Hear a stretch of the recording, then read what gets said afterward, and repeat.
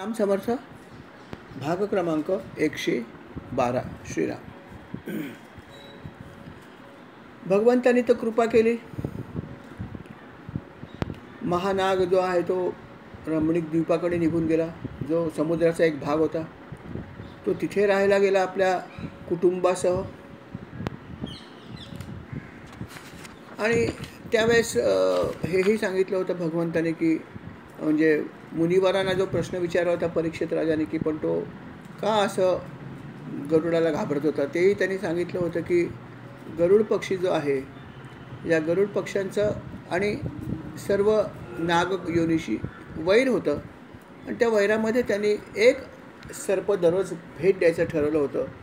एरवी गरुड त्यांना त्रास देणार नव्हता, परंतु कालिया नागाने हे सुद्धा पाळलं नाही. उलट त्यांनी स्वतः कधीही कुठला साप त्यांनी भेट म्हणून पाठवला नाही गरुडाला. वरून जेव्हा इतर काही नाग पाठवायचे तेव्हा त्या सर्पांना किंवा त्या नागाला हा स्वतःच खाऊन टाकायचा. तुम्हाला जरा गंमतच वाटेल नाही का की एक स्वतः नाग असूनसुद्धा दुसऱ्या नागांना खातो. हे तर आजही होतं. आपल्याला तर माहिती आहे किंग कोब्रा जो असतो तो किंग कोब्रा हा इतर नागांना किंवा सापांना खातो. फक्त किंग कोब्रा हा एकच नाग आहे की जो इतर सरपटणाऱ्या नाग सापांना खातो. बाकी कुठलेही नाग साप एकमेकाला खात नाहीत नक्कीच. पण अपवाद हा, आणि हा तसाच आहे म्हणायला हरकत नाही, नाही का. कालिया नाग म्हणजे किंग कोब्राच आहे आपल्या भाषेत, की तो इतर सर्पांना खायचा आणि जे सर्प गरुडाला अर्पण केले होते त्यांना. आणि हे सगळं असं असल्यामुळेच त्याच्याशी गरुडाचं भांडण झालं. गरुडाने अर्थात त्याच्यावरती हल्ला केला. ह्यांनी गरुडावर हल्ला केला. गरुडाने त्याची अर्थात त्याच्यासमोर हा टिकला नाही आणि याची पळताफुळी थोडी झाली. आणि मग तो या डोहामध्ये येऊन लपून राहिला. आणि या डोहामध्ये गरुड पक्षाला यायला मोकळीक नव्हती, कारण त्याला सौभर मुनीने शाप दिला होता की या डोहात जर तू आलास तर तुला मृत्यू येईल. आणि म्हणून तो सौभरी मुनींच्या या शापामुळे या डोहामध्ये सुरक्षित होता आणि म्हणून तो या ठिकाणी राहत होता. हे सगळी ही कथा परीक्षित राजाला मुनिवरांनी सांगितली होती. अशा प्रकारे भगवंतांनी ही सुंदर लीला केली आणि कालिया नागाचा सुद्धा उद्धार केला. मोठ्या संकटातून भगवंत बाहेर आले. नंद तर खूप आनंदित झाला. नंद परत एकदा ऋषीमुनींना भेटला आणि म्हणाला, महाराज बघा किती मोठं संकट आलं होतं माझ्या मुलावर. अर्थात तो विसरून गेला की हा भगवंत आहे. भगवंतांनी लीला केली आणि लगेच आपली माया पसरली. दुसऱ्या क्षणी विसर पडला. मुलगाच वाटायला लागला. जसं यशोदा मातेने त्याच्या मुखामध्ये विश्व बघितलं तेव्हा ती बघतच राहिली. दुसऱ्या क्षणी माया केली, परत एकदा तिला सामान्य मुलगा वाटला. बस असंच भगवंतांनी केलं. आणि म्हणून जेव्हा ते परत निघाले आपल्या गोकुळाकडे यायला, तेव्हा आल्यावरती त्यांनी परत एकदा विचारलं सर्व ऋषीमुनींना, महाराज काय करू, हे सगळं असं होतं आहे, काय करू सांगा. ते म्हणाले, काय आता दानधर्म कर थोडासा, काहीतरी आपण अजून करूया. त्यांनी परत एकदा बऱ्याच प्रकारचं दान दिलं, ऋषीमुनींची पूजा केली, हे सगळं केलं आणि परत प्रार्थना केली परमेश्वराची, परमेश्वरा माझ्या मुलांचं आणि या सर्व लोकांचं तू जे आहे ते रक्षण कर, अशा संकटांपासून येऊ नको देऊ. अशा प्रकारची प्रार्थना केली सर्वांनी. हा सगळा जो काही भाग झाला, त्या भागानंतर ते संपूर्ण दिवस गेला होता आणि हे सगळे लोक थकले होते. आणि थकले असल्यामुळे त्यांनी विचार असा केला की आज आपण ह्या यमुना तीरावरच झोपूया. असे पण उन्हाळ्याचे दिवस होते. चला आज यमुनेच्या तीरावर आहोतच आणायचा, चला इथेच आपण सुंदर झोपूया, छान आनंद येईल. सगळे शांतपणे झोपले. थकले होते खूप दिवसभरच्या या सगळ्या गोष्टींमुळे. आणि अचानकपणे तिथे प्रचंड असा वणवा लागला होता. वणवा लागला होता अर्थात झाडांना तिथल्या. आणि तो वणवा जो आहे तो पुढे येत येत येत येत जिथे हे सगळे बालगोपाळ, जिथे व्रजवासी झोपले होते, त्या बाजूनी तो यायला लागला. हळूहळू हळू पुढे पुढे यायला लागला. आणि अर्थात हे बघितल्यावरती सर्व जे आहेत ते गोपिका घाबरून गेले. मुलं जे आहेत त्या मुलांनी सरळ भगवंताला हाक मारली, अरे कृष्णा, आता तू आम्हाला वाचव, आम्हाला तू आहेस म्हटल्यावर काही चिंता नाही आहे. अर्थात व्रजवासी जे आहेत ते भगवंताचं स्मरण करायला लागले, भगवंत आम्हाला वाचव, भगवंत प्रार्थना शेवटी ती एकाच ठिकाणी पोचत होती. कृष्णाकडेच सगळ्या प्रार्थना पोचत होत्या. मुलं सरळ कृष्णाकडे प्रार्थना करत होते आणि गोपिका परमेश्वराकडे पोहोचल्या. शेवटी म्हणतात तसं सर्वदेव नमस्कार केशवम प्रतिगच्छती. सगळ्या गोष्टी केशवाकडेच पोचत होत्या, कृष्णाकडे. आणि अर्थात कृष्ण तिथे असताना अग्नीची काय प्राज्ञा होती जाळण्याची. भगवंत जे आहे ते पुढे उभे राहिले आणि ती आग त्यांनी येऊ दिली आणि सगळी आग जी आहे तो अग्नी त्यांनी प्राशन केला. अग्निप्राशन करून टाकला भगवंतानी. संपला विषय. अजून एक अद्वितीय लीला केली. खरोखर ही लीला ऐकली आणि मला खरंच एक आपल्या भगवंताचे म्हणजे श्री गणेशाची आठवण होते की श्री गणेशाने पण अशीच लीला केली होती. आपण ऐकलीही असेल, परंतु ऐकूया ही गोष्ट परत. खूप चांगली गोष्ट आहे आणि मुख्य म्हणजे याच्याशी निगडीत अशी लीला आहे ही की श्री गणेशाचा जे गणेश पुराण आहे त्याच्यामध्ये ही कथा आहे. कथेमध्ये असं म्हणलं की अनलासूर नावाचा एक दैत्य होऊन गेला आणि हा अनलासूर नावाचा जो दैत्य होता अतिशय उन्मत्त होता. त्याने अर्थात भगवंताची प्रार्थना करून भगवंताला प्रसन्न करून काही वरप्राप्ती केली होती आणि त्या वरप्राप्तीमुळे त्याला असं बळ आलं होतं की या अनलासुराच्या मुखातून नव्हे याच्या शरीरातून सुद्धा अग्नीच्या ज्वाळा यायच्या. त्याच्यासमोर कोणी जरी आलं तरी तो आपलं मुख उघडायचा आणि अग्नी सोडून द्यायचा आणि समोरची व्यक्ती भस्मसात व्हायची. आणि अशी प्रचंड भयानक शक्ती त्याला मिळाली होती आणि त्याचा दुरुपयोग करणं हा तर त्याचा धर्म होता, कारण असुर होता शेवटी. आणि त्यांनी त्याचा दुरुपयोग सुरू केला होता, सर्वांना त्रास द्यायला सुरुवात केली होती. त्याच्या समोर कोणी येऊ शकत नव्हतं, समोर आलं की जळून खाक व्हायचा. त्यामुळे कोणीही त्याच्यासमोर जाऊ शकत नव्हतं. अशी परिस्थिती. सर्व देव जे आहेत ते घाबरले होते. सर्व ऋषीमुनी सर्व मानव यांची तर पळता भुई थोडी झाली. काय करावं याचा पारिपत्य कसं करावं. अर्थात सर्व ऋषीमुनींनी श्री गणेशाची प्रार्थना केली. ते म्हणाले की तू तर सर्वांचं सुख मिळवून देणारा आणि सर्व दुःखांचा नाश करणारा देवता आहेस. सर्व संकटाचा नाश तू करतोस. तू विघ्नहर्ता आहेस आणि आमचा अर्थात संकट विमोचक असा तू देव आहेस. त्या देवा आमच्यावर कृपा कर आणि या अनलासुराचा आपण काहीतरी बंदोबस्त करावा. आम्हाला या ठिकाणी जगणं अशक्य झालं आहे. अशी प्रार्थना सर्व ऋषीमुनींनी जी आहे ती श्री गणेशाच्या चरणी केली. आणि अर्थात श्री गणेश म्हणाले अजिबात काळजी करू नका. या संकटाचा कसा पारिपत्य करायचं आहे दैत्याचं ते मी बघतो. आणि स्वतः गणपती बाप्पा जे आहेत ते स्वतः तिथे निघाले. अनलासूर जिथे होता तिथे बाप्पा आमच्या छोट्याशा बाप्पाच्या रूपात येऊन पोचले. त्यांना बघितल्यावरती तो असुरसुद्धा क्षणभर बघत राहिला की हा काय प्रकार आहे, कुठल्या प्रकारचा हा देव आहे. त्यालाही काही नीट समजलं नाही. तामसी बुद्धी होती त्यामुळे त्याला काही ज्ञान झालं नाही. ते एवढंच म्हणालास की इथे कशाला आलास, चालता हो ना तर तुला जाळून टाकेन. अर्थात गणपती बाप्पा या गोष्टीसाठी तयारच होते. आणि गणपती बाप्पा म्हणाले नाही तू आता युद्ध कर माझ्याशी, मी युद्ध करायसाठी तुझ्याकडे आलो आहे. अनलासुराला गंमत वाटली की हा काय, हा ना देव आहे ना असुर आहे. ह्याचं तोंड तर ह्याचं हत्तीचं आहे आणि शरीर तर मनुष्याचं. कोण आहे काय माहिती. हा तर क्षुद्र प्राणी आहे. म्हणजे ये तुझ्याशी युद्ध करतो.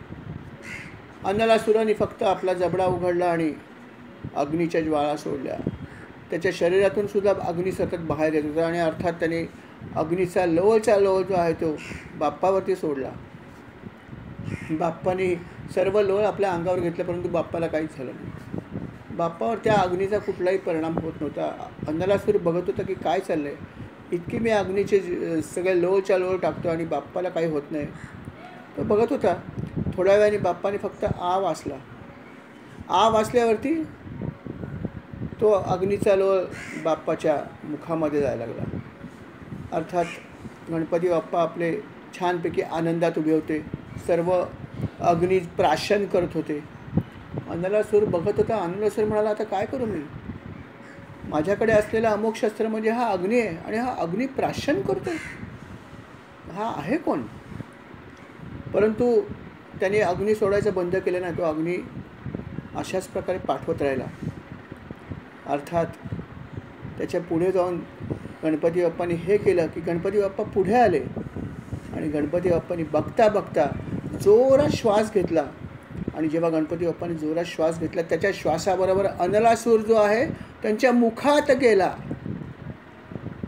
आणि अनुलासुराला त्यांनी गिळंकृत केलं. ज्याच्या शरीरातून अग्नी प्रज्वलित व्हायच्या अशा या अनलासुराला भगवंतांनी जाळून गिळून टाकलं. विचार करा, अद्वितीय अशी लीला केली. आणि अर्थात देवांनी ही लीला बघितल्यावरती पुष्पवृष्टी केली. सर्व देव आनंदित झाले. गंधर्व गायन करायला लागले, अप्सरा नाचायला लागल्या आणि सर्वत्र आनंद झाला. अशा प्रकारे गणपती बाप्पाने एक अद्वितीय लीला केली आणि अनुलासुराचा वध केला, अनुलासुराचा उद्धार केला. अशी कथा गणेश पुराणामध्ये आहे. अशीच थोडीशी सिमिलर अशी ही लीला भगवंताने केली की अर्थात या ठिकाणी जे होतं हा दैत्य नव्हता. या ठिकाणी जे आहे ते आग लागली होती खरोखर. आणि ही जी आग होती ही आग जी आहे ती भगवंतानी प्राशन करून टाकली होती. आणि अशा प्रकारे खूप सुंदर अशी लीला भगवंताने केली होती. भगवंताच्या सहवासामध्ये असताना अशा अनेक प्रकारच्या लीला भगवंताच्या हातून घडत होत्या. कुठलीही गोष्ट त्यांना मुद्दाम करावी लागली नाही. लीला घडत होत्या आणि त्या लीलेचा आनंद सर्व त्याचे सवंगडी घेत होते. अशा प्रकारे दिवसामागे दिवस चालले होते. एक दिवस असंच झालं. ऋतू होता उन्हाळ्याचा. उन्हाळा त्यातून सुद्धा आपण बघतो की नॉर्थ साईडला उत्तरेला उन्हाळा किती कडक असतो. उन्हाळा होता परंतु वृंदावनामध्ये तो उन्हाळा तेवढा भासत नव्हता. अगदी वसंत ऋतूसारखं वातावरण होतं. इतकं प्रेझेंट वातावरण तिथे होतं, आनंददायी वातावरण होतं. त्याचं कारण अर्थात एकच होतं की भगवंत स्वतः आणि बलराम दादा तिथे निवास करत होते. जिथे भगवंत निवास करतात तिथे कुठल्याही प्रकारचा उद्रेक होत नाही. कुठलेही ऋतू त्रासदायक पद्धतीने प्रगट होत नाहीत. त्रासदायक ऋतूसुद्धा आल्हाददायक बनतात. उत्तरेला कुठेही जा तुम्ही, उत्तरेच्या ठिकाणी आपण जर कधी गेलो उन्हाळ्यामध्ये कुठल्याही स्टेटमध्ये उत्तरेचे जा, किती जरी माइल्ड म्हणलं तरी तिथे प्रचंड उष्णता असते. 40 डिग्रीच्या खाली उष्णता कुठे मिनिममच असेल कदाचित. अशी परिस्थिती उत्तरेमध्ये आहे. आणि अशा ठिकाणी ह्या अशा उन्हाळ्यामध्ये सुद्धा त्या ठिकाणी जणू वसंत ऋतू आहे असं वातावरण झालं होतं. त्याचं कारण म्हणजे केवळ आणि केवळ भगवंताचा त्या ठिकाणी असलेलं प्रत्यक्ष अस्तित्व. प्रत्यक्ष शब्द महत्त्वाचा आहे. अस्तित्व तर सर्वत्रच आहे भगवंताचं. भगवंत नाही अशी जागाच नाही आहे. परंतु प्रत्यक्ष अस्तित्व तिथे होतं. त्यांनी साकार रूप धारण केलं होतं. सगुण साकार रूप भगवंतांनी धारण केलं होतं. मानवी रूप धारण केलं होतं. आणि त्याच्या जोडीला अर्थात बलराम दादा होते. आणि ह्या दोघांचं तिथे वास्तव्य असल्यामुळेच तिथे हा ऋतूसुद्धा वसंत ऋतूसारखा तिथल्या लोकांना भासत होता. आणि म्हणून तिथे त्यांना सर्वांना आनंदच येत होता. तिथली वनं हिरवीगारच होती. वनामध्ये पाण्याचा तोटा नव्हता. उन्हाळ्यातसुद्धा सर्वत्र हिरवंगार होतं. सुंदर सुंदर झाडांना सुंदर सुंदर फुलं आली होती. इतकंच नव्हे तर अनेक फळं झाडं होती, त्याला वेगवेगळी फळं आलेली होती. अनेक पक्षी तिथे पूजन करत होते. असं हे अतिशय सुंदर असं वातावरण होतं. आणि या सर्व सुंदर वातावरणामध्ये अर्थात भगवंत आणि त्याचे सगळे हे मित्र नेहमीच वेगवेगळे खेळ खेळायचे. नेहमीप्रमाणेच ते वेगवेगळे खेळ खेळत होते. कधी लपालपी खेळत होते, कधी काय खेळत होते, कधी उड्या मारत होते, कधी एकमेकाशी कुस्ती खेळायचे. काय खेळत नव्हते जसे आपण लहानपणी खेळत होतो. आता आपण हा शब्द वापरतो पण आता मुलं हे असे खेळ खेळत नाहीत, नाही का. कुठे हे सगळे लपालपी किंवा मैदानावर जाऊन काही खेळ खेळणं, विटीदांडू खेळणं. हां, मला वाटत नाही विटीदांडू लोकांना माहीत असेल. भवरा खेळणं, जे काय खेळ आपण जमिनीवर जाऊन खेळलो आहेत हे आता मुलांना कदाचित माहीत पण नसतील. खरंच किती वाईट परिस्थिती आली की मातीशी त्यांचा संबंधच उरला नाही, नाही का. खरं पाहिलं तर मातीशी संबंध राहणं हा फार जरुरी आहे. जिथून आपण आलो, जिथे आपण जाणार आहोत त्याच्याशी आपला संबंधच राहिला नाही. थोडा जरी हाताला माती लागली तर आम्ही अगदी जंतुनाशक मारून हात साफ करतो. रेसिस्टंट पॉवरच आपली कमी होणार आहे याच्यामुळे. परंतु अशी परिस्थिती आता आली. कालाय तस्मै नमः. काय करणार, चालायचं. काळाचा महिमा आगाद आहे. परंतु इथे मात्र गोकुळामध्ये असं नव्हतं. या ठिकाणी वृंदावनात असं नव्हतं. वृंदावनामध्ये सगळे लोक वेगवेगळे खेळ खेळत होते, अगदी मनसोक्त खेळत होते. आणि एकदा अशीच एक लीला घडली. नेहमीप्रमाणेच हे सगळे गोपाळ, सगळे गुरं जे आहेत ते वनामध्ये सगळे गुरं चरत होते. आणि कृष्ण आणि त्याचे सगळे साथीदार हे अर्थात त्या ठिकाणी खेळ खेळत होते. वेगवेगळ्या प्रकारे ते खेळ खेळण्यात अगदी मशगूल झाले होते, अतिशय मग्न झाले होते. आणि त्याच वेळेस एका दैत्याने ठरवलं की आपण आता या श्रीकृष्ण आणि बलराम यांचा वध करायचा. कंसाने जे काही काम दिलं होतं अनेक दैत्यांना, ते एकामागून एक येऊन जे आहेत ते प्रयत्न करत होते. आणि त्या ठिकाणी आता प्रलंबासुराची पाळी आली होती. अर्थात प्रलंबासुराची पाळी आली होती उद्धार होण्याची, असंही म्हणायला हरकत नाही का. आणि प्रलंबासूर हा त्या ठिकाणी अवतीर्ण झाला वृंदावनामध्ये. पण सर्व दैत्य मायावी. कुठल्याही दैत्याने दैत्य रूपामध्ये येऊन कुठलीच गोष्ट केली नाही, की दैत्य रूपामध्ये येऊन त्यांनी कधी आक्रमण केलं नाही. दैत्य रूपामध्ये येऊन त्यांनी कोणालाही त्रास दिला नाही. प्रत्येक वेळेस त्यांनी वेगवेगळी रूपं धारण केली आणि त्या रूपाद्वारे त्यांनी ह्यांचा वध करण्याचा प्रयत्न केला. त्याला अनुसरूनच प्रलंबासूर नावाचा जो दैत्य होता तो तिथे येऊन पोचला. त्याने बघितले की बलराम श्रीकृष्ण सर्व गोपाळांसह वेगवेगळे खेळ खेळतात, मैदानी खेळ. त्यांनी क्षणभर विचार केला की आता आपण कोणाचं रूप घ्यावं. पण त्या आधीच्या सर्व कथा त्यांनी ऐकल्या होत्या.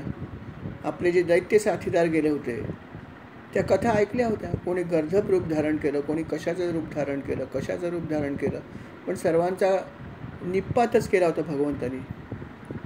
तेव्हा त्यांनी विचार केला की आपण एक काम करूया, आपण गवळ्याचा वेश धारण करूया, अजिबात समजणार नाही.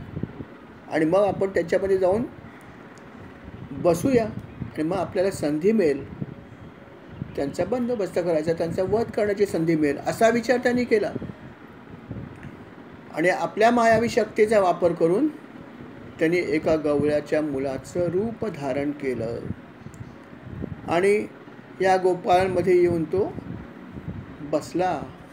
अर्थात गोपाळामध्ये येऊन तो जरी बेमालूमपणे त्यात जरी सामील झाला, तो बेमालूमपणे सामील झाला हे इतरांना समजलं नाही, परंतु अर्थात भगवंताला समजलंच. भगवंत तर सर्वज्ञ होते, त्यामुळे भगवंताने त्याला एका क्षणात ओळखले की हा कोण आहे. भगवंताने दाखवलं नाही. भगवंताने त्याला आपल्या ह्या मुलांमध्ये सामील करून घेतलं, त्याची मैत्री मान्य केली. कारण अर्थात उघड होतं त्याचा उद्धार करायचा वेळ आला होता असं आपण म्हणायला हरकत नाही. खेळ खेळायला सुरुवात झाली. कृष्ण म्हणाले की आता आपण असं करूया, एक वेगळ्या प्रकारचा खेळ खेळूया. त्यांनी काही खेळण्यासाठीच्या काही गोष्टी तयार केल्या आणि म्हणाले की जो काही खेळ आता मी तुम्हाला सांगितला त्या खेळामध्ये जो जिंकेल, 2 गट केले. जो खेळामध्ये जिंकेल त्या गटाने दुसऱ्या गटाच्या लोकांना आपल्या पाठीवर बसवायचं आणि वाहून न्यायचं काही अंतरापर्यंत. असा आपण खेळ खेळूया. गोपाळ म्हणाले चालेल. भगवंतांनी 2 भाग केले आपल्या गोपाळांचे. एका भागाचे नायक श्रीकृष्ण, दुसऱ्या भागाचे नायक बलराम. झालं, 2 भाग तयार झाले. काही एक त्यांची अट होती, काही खेळ होता, ते खेळ खेळत होते.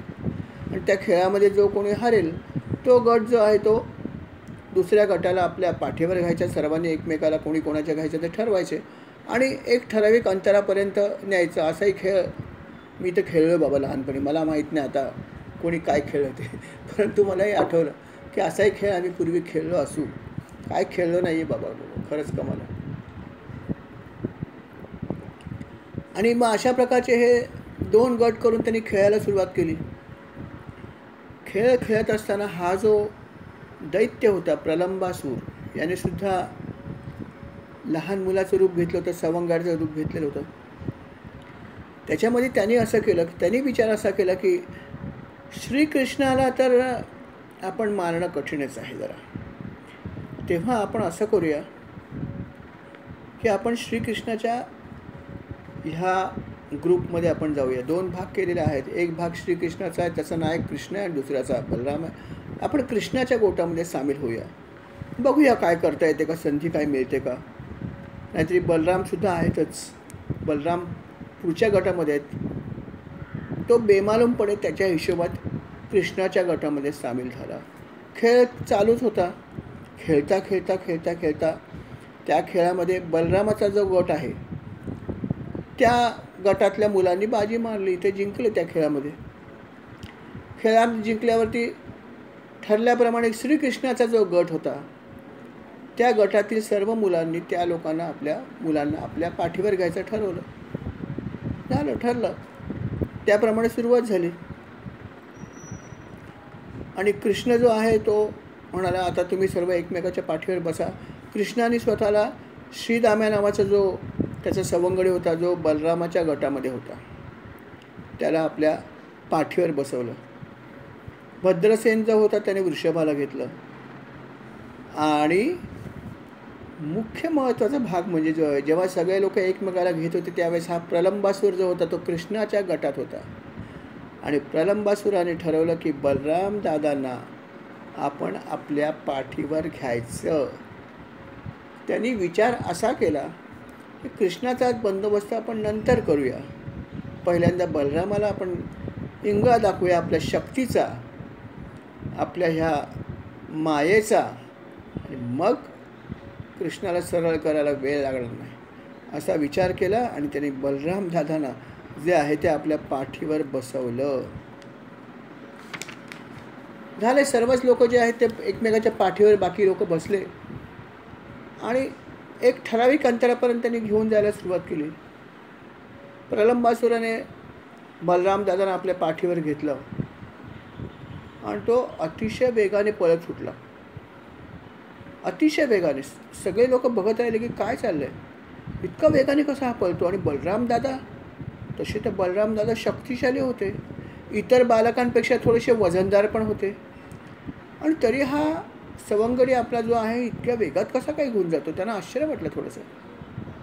आणि वेगात तर चाललाय, परंतु तो वेगात निघाल्यावरती ठरलं होतं की एका ठिकाणी जाऊन थांबायचं आहे, तिथून परत यायचं होतं. परंतु हा जो त्यांचा सवंगडी होता त्यांनी बलराम दादांना जेव्हा पाठीवर घेतलं, तो वेगाने पळत सुटला आणि जे ठरलेलं ठिकाण होतं तिथे न थांबता तो पुढे निघून गेला.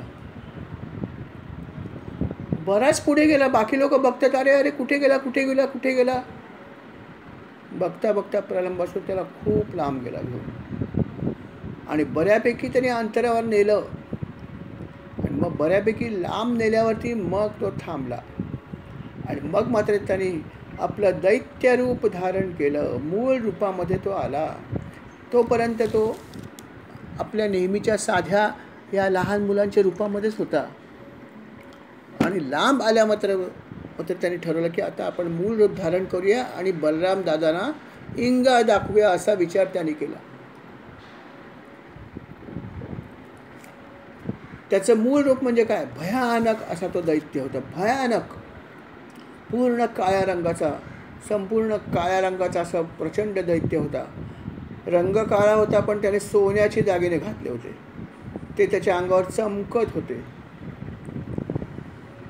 आणि त्याचे डोळे अक्षरशः लाल लाल लाल लाल धगधग धगधग करत होते. भुवया प्रचंड, सगळेच राक्षस जे आहेत त्यांच्या भुवया अशा मोठ्या मोठ्या, डोळे बटबटीत, वर्ण काळा, अंगावर सोन्याचे दागिने घातले, महाकाय शरीर, प्रचंड दाढा. आणि असा हा भयानक जो दैत्य त्यांनी मूळ रूपामध्ये आपल्या प्रगट झाला. आणि बलरामदाने बघितलं, अरे हे काय घडलं, मी ज्याच्या शरीरावर बसलो होतो हा तर एक साधा असा सवंगडी होता, आणि आता हे काय घडलं. हा तर प्रचंड असा दैत्य आहे. आणि दुसऱ्या क्षणी दैत्याने आकाशामध्ये गमन केलं, उड्डाण केलं आणि आकाशातून तो घेऊन निघाला. बलराम दादा क्षणभर बघतच राहिले की काय घडतंय, की काय चाललं होतं, मी कोणाच्या पाठीवर बसलो होतो. वेगाने तो घेऊन चाललाय, परंतु ते भगवंत बलराम दादा त्या लीलेमध्ये दंग झाले होते, त्या खेळामध्ये दंग झाले होते. त्यांना काही असं वेगळं वाटलं नाही. त्यांना वाटलं हा आपला सवंगडी छान मजा करतोय, छान आनंद आहे. परंतु जेव्हा त्याने आपलं मूळ रूप धारण केलं भयानक आणि आकाशमार्गे जेव्हा तो जायला लागला, तेव्हा क्षणभर बलरामसुद्धा क्षणभर जे आहेत ते चिंतित झाले. कारण ते जरी मूळचे शेषनाग असले तरी पण त्यांनी आता रूप धारण केलं होतं सामान्य मुलाचं. आणि त्या रूपामध्ये ते इतके घडून गेले होते भगवंताबरोबर लीला करताना, ते क्षणभर हे विसरले होते की ते मूळचे कोण आहेत. आणि क्षणभर विसरल्यामुळेच त्यांना क्षणभर का होईना पण थोडंसं असं वाटलं की अरे हे काय चाललं आहे, हे असं कसं घडतं आहे, काय होतं आहे. क्षणभर ते अस्वस्थ झाले.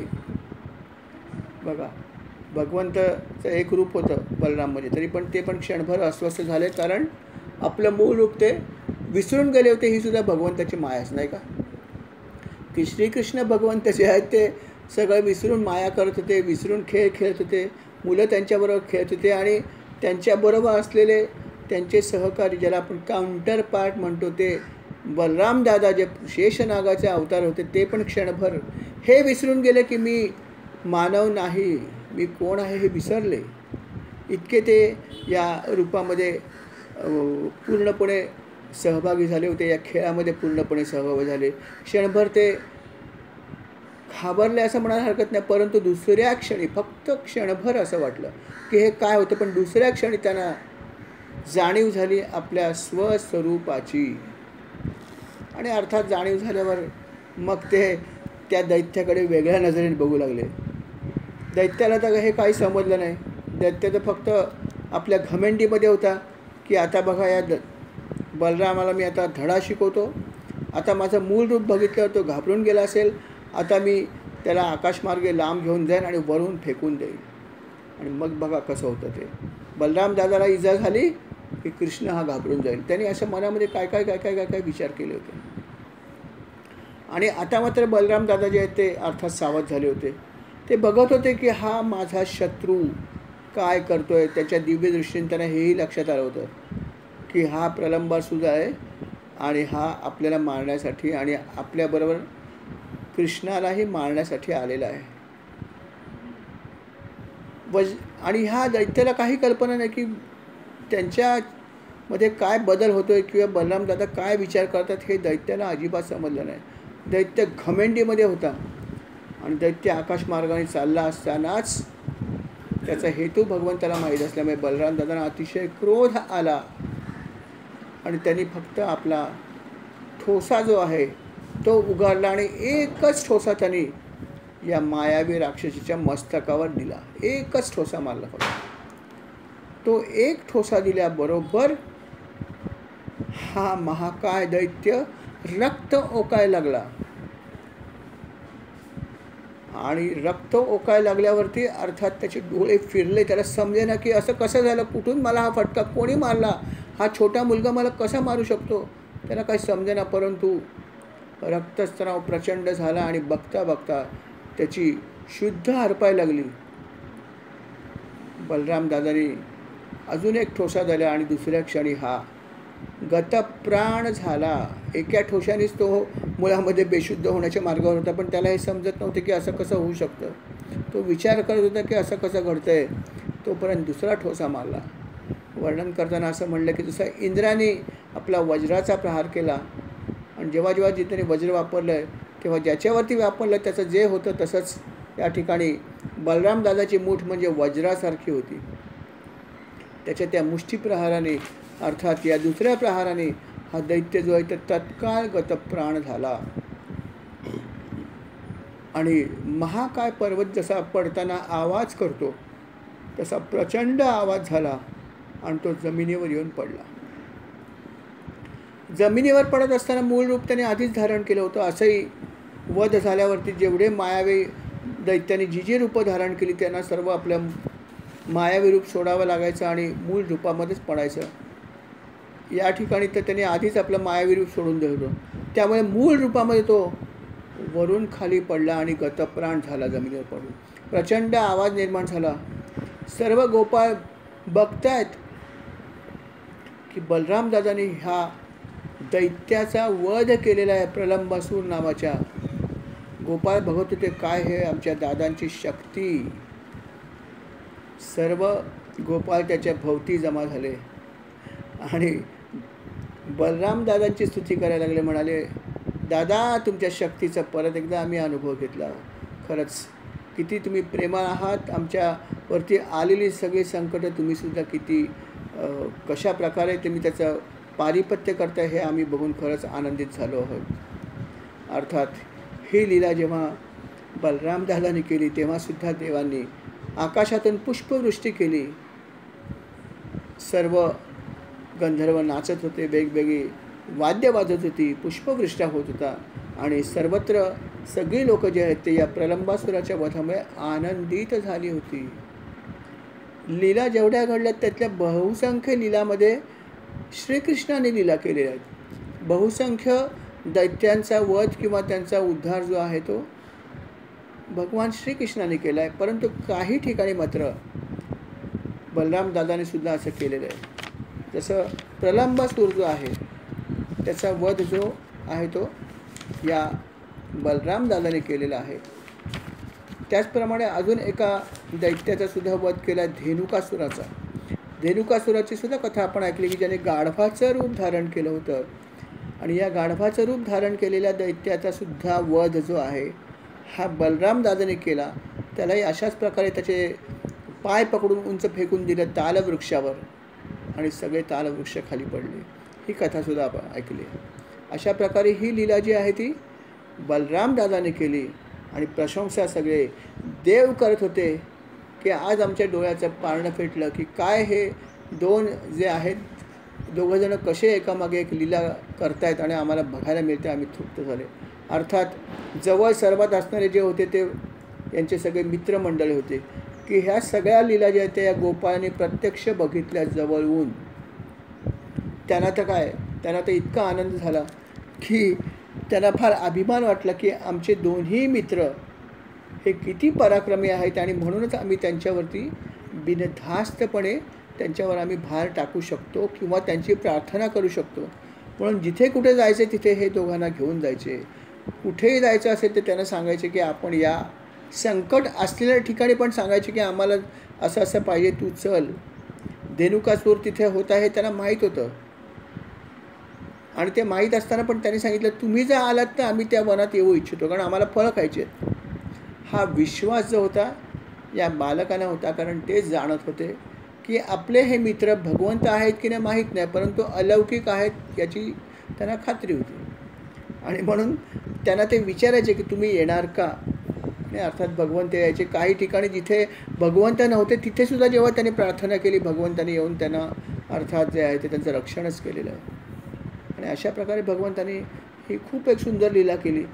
ही लीला घडल्यानंतरसुद्धा एक दिवस असंच परत एकदा घडलं. नेहमीप्रमाणे एका वनामध्ये ते शिरले होते. अतिशय सुंदर वन होतं आणि त्या वनामध्ये नेहमीप्रमाणे सर्व त्यांची जी वासरं आणि सगळी गुरं होती ते चरायला गेले आणि हे सगळे जे आहेत ती मुलं नेहमीप्रमाणे आपले खेळ खेळायला लागले. बराच वेळ गेला. खेळ चालू होता आणि अचानकपणे त्या जंगलाला आग लागली. जंगलाला आग लागली की तुम्हाला माहिती आहे जेव्हा जंगलाला आग लागते वणवा लागतो तो खरंच विझवणं खूप कठीण असतं कारण वारा असल्यामुळे तो सर्वत्र पसरतो आणि जंगलाचं खूप नुकसान होतं. कधी कधी प्राणी पण जळून जातात त्याच्यामध्ये. आणि मुख्य म्हणजे वृक्षसंपदा जर नष्ट झाली तर प्राण्यांना राहणं कठीण आहे. आपण बघतो की जेव्हा अशा प्रकारे आग लागते डोंगरावर वगैरे आपण बघतो बऱ्याच वेळा वसईला आपण बघतो कधी कधी काय काय डोंगरावर आग लागलेली असते आणि आग विझत नाही. कित्येक तास कित्येक दिवस जळते. हेही सत्य आहे. अर्थात आग लागते त्याची कारणं अनेक असतात की कधी कधी एकमेकावर घासले जातात वाऱ्यामुळे वृक्ष आणि त्यातूनही आग निर्माण होते, वणवा लागतो. आणि ही नैसर्गिक गोष्ट आहे. परंतु हल्ली नैसर्गिक गोष्टी फार क्वचित घडतात. हल्ली वनामध्ये आग जी आहे ती लावली जाते, कारण वनसंपदा पाहिजे असते किंवा ती जमीन पाहिजे असते. त्याच्यावर असलेली झाडं जोपर्यंत नष्ट करता येत नाहीत तोपर्यंत ती जमीन कशी मिळणार? मिळणार नाही. म्हणून मानव जे आहेत स्वार्थासाठी अनेक ठिकाणी जाऊन स्वतःच वणवा पेटवत असतात आणि त्या वणव्याचं अर्थात विझवण्याचं काम हे कठीण असतं, कारण हा मानव निर्मित आहे. परंतु अशा प्रकारे वणवा लागणं हे काही नवीन गोष्ट नव्हती.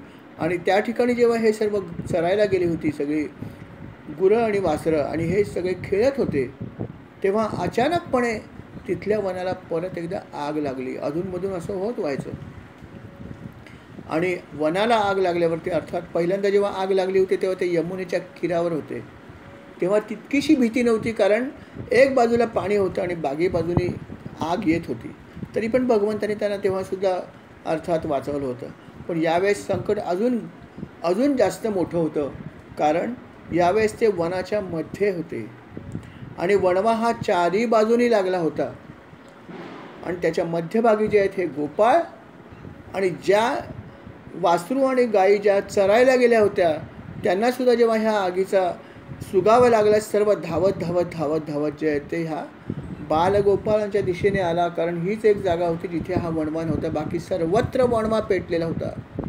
म्हणून तो वर्णन करता आपण म्हणतो ना, जणू काही वणवाच पेटला आहे. संकट अशी आली जणू काही वणवा, असं वर्णन मराठीत आपण करतो. कारण वणवा जेव्हा लागतो खरोखरचा, तेव्हा अशा प्रकारेच तो वणवा सगळीकडे लागतो, चारी दिशेने लागतो, सर्वत्र आगच आग असते.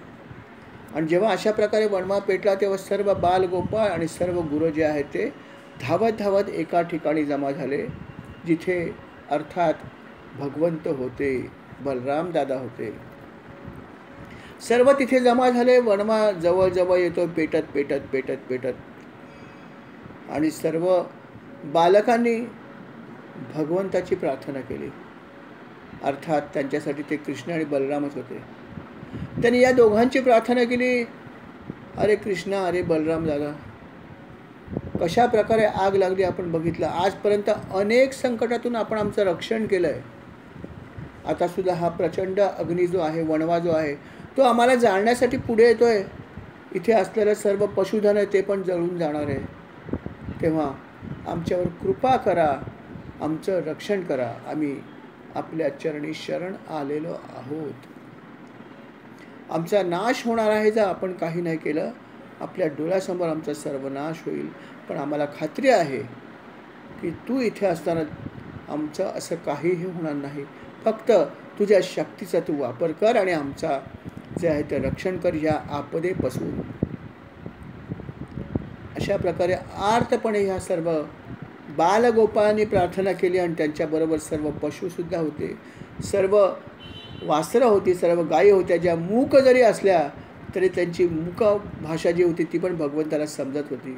की सर्वजण जे आहे ते भगवंताकडे आशेने बघत होते की आता फक्त हे दोनच आहेत जे आम्हाला वाचवू शकतात. आणि जेव्हा अशा प्रकारची ही दीन आणि आर्त प्रार्थना भगवंताने ऐकली, भगवंत तर दयेचा सागर, सिंधू सागर होता दा, म्हणाला अजिबात घाबरू नका, फक्त तुम्ही डोळे मिटा.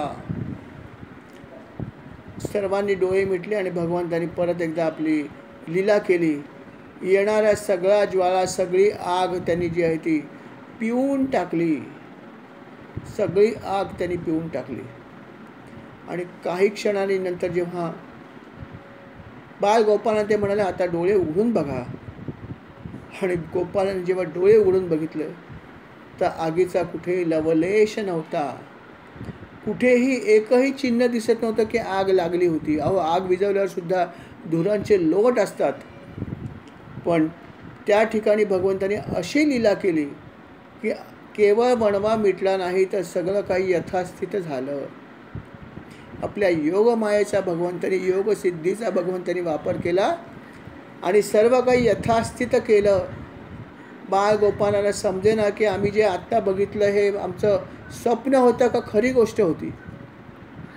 सर्वत्र बनवा पेटला होता, सगळं काही जळण्याच्या मार्गावर होतं आणि आम्ही आता क्षणभर डोळे मिटले आणि डोळे उघडल्यावर बघतो तर काय, आग तर सोडून द्या, परंतु आग कुठे लागली होती हेही दिसत नाही. अर्थात त्यांना हे नक्की माहीत होतं की ह्या सगळ्या गोष्टी आपले हे दोन सवंगडी जे आहेत कृष्ण आणि बलराम करू शकतात, ते काहीही करू शकतात याची त्यांना खात्री होती.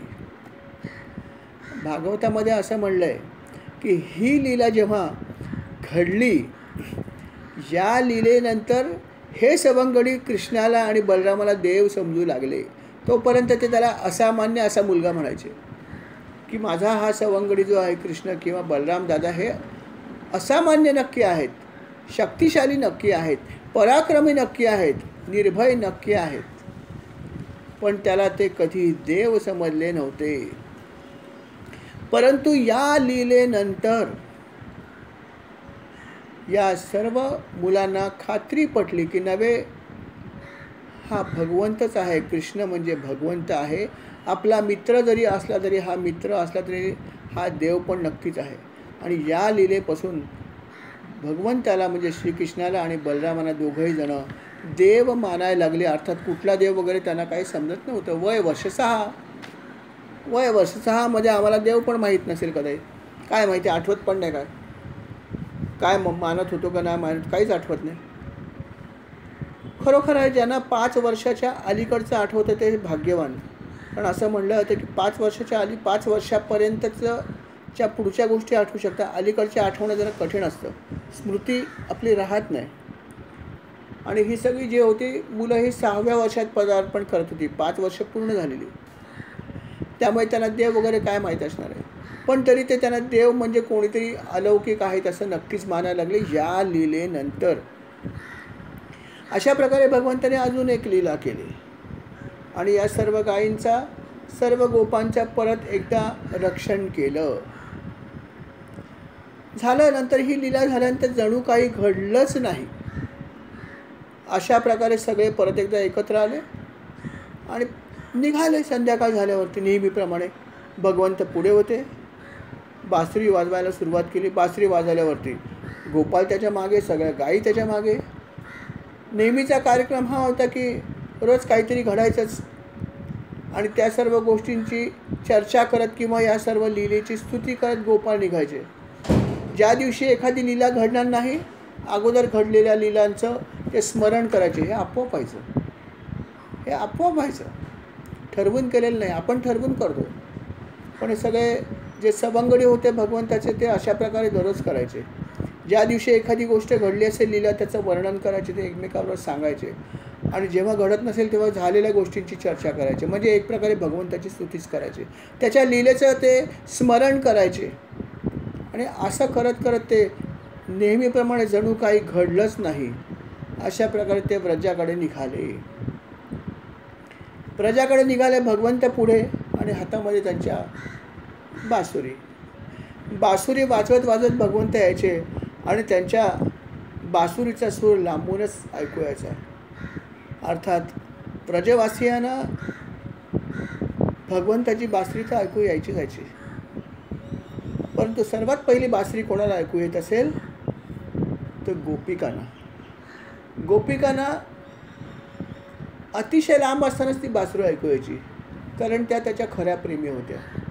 सगळ्यात जास्त प्रेम जे होते गोपिकांचं प्रेम, आणि त्यामुळे त्यांना सर्वात पहिली ही दिव्य बासरी हे लांबूनच ऐकू यायची. मुळामध्ये या गोपिकांना सुद्धा भगवंत कधी संध्याकाळी येत आहेत असं व्हायचं. सकाळी जाताना मोठ्या मुश्किलीने त्या निरोप द्यायचा, कारण भगवंताचा चेहरा दिसणार नाही काही तास, आणि हे तास कसे घालवायचे हा त्यांना प्रश्न असायचा. म्हणून त्यांच्या अनुपस्थितीमध्ये एक एक क्षण त्यांना 100 युगांसारखा वाटायचा. ही परिस्थिती गोपिकांची होती. आणि त्यामुळे जेव्हा भगवंत बासरी वाजवायचे तेव्हा अर्थात सर्वात पहिला आवाज जायचा तो गोपिकांनाच. आणि लक्षात ठेवा, ज्याची भक्ती आहे त्यालाच पहिला आवाज ऐकू येणार, कारण भक्तीच तर भगवंताची आहे जी आपल्याला त्याच्या जवळ घेऊन जाऊ शकते. आणि गोपिकांसारखी भक्ती कोणीही केलेली नाही. आणि म्हणून ह्या गोपिकांना सर्वात पहिल्यांदा भगवंताच्या या सुरेल बासुरीचा आवाज यायचा आणि अर्थात डोळ्यामध्ये प्राण आणून त्या बाहेर येऊन उभ्या राहायच्या की कधी माझे भगवंत येतात, कधी हा येतो आणि ज्याचं मी दर्शन घेते. परंतु तोपर्यंत त्यांना हे बासुरीचे सूर ऐकायला मिळायचे. आणि अर्थात बासुरीचे सूर ऐकल्यावरती काय स्थिती होत असेल त्याचं वर्णन करणं कठीण आहे. जसं आपण एक सुंदर गाणं ऐकलेलं आहे की नको वाजवू श्रीहरी मुरली, तुझ्या मुरलीने तहान भूक हरली रे, नको वाजवू श्रीहरी मुरली. खरोखर ही परिस्थिती आहे की त्याच्या बासुरीचे सूर ऐकल्यावरती देहभान सर्व विसरून जायचे. अशा प्रकारे ही भगवंताचे मुरलीचे सूर होते आणि हे सूर त्यांना दररोज ऐकायला मिळायचे आणि तो आनंद त्यांना नेहमी ऐकायला मिळायचा. अशा प्रकारे भगवंत रोज हा आनंद सर्व तिथल्या व्रजवासियांना द्यायचे. अशा प्रकारे भगवंत अनेक लीला करत तिथे आपला जो आहे तो दिवस घालवत होते आणि सर्व लोक आनंदामध्ये न्हाऊन निघाले होते. सर्व गोप गोपिका, सर्व गोपाळ, सर्व गायी, सर्व वासरं, सर्व लोक भगवंताबरोबर आनंदात न्हाऊन निघाले होते. अशा प्रकारे त्यांचे दिवस चालले होते. त्यानंतर सुद्धा भगवंताने अनेक लीला केल्या. तिथे अनेक जे ऋतू होते त्या प्रत्येक ऋतूमध्ये भगवंत वेगवेगळ्या प्रकारचे लीला करायचे, वेगवेगळ्या प्रकारे राहायचे आणि वेगवेगळ्या प्रकारे ते आपल्या भाषेमध्ये आनंद घ्यायचे, आनंद द्यायचे. तो कसा द्यायचा याचं वर्णन पुढच्या काही अध्यायामध्ये येणार आहे. तो आपण आता उद्याच्या भागामध्ये ऐकू. या ठिकाणी हा भाग जो आहे त्याला आपण स्वल्पविराम घेऊया. श्रीराम समर्थ. श्रीराम. या भागाची सेवा महाराज मी आपल्या चरणी अर्पण करतो. स्वीकार करावा. कळत न कळत चूक झाली असेल तर क्षमा करावी आणि या सर्व सेवेचा आमच्या असा स्वीकार करावा आणि ही आमच्याकडून करून घ्यावी ही विनंती आपल्या चरणी आहे. स्वीकार करावा. श्रीराम समर्थ. श्री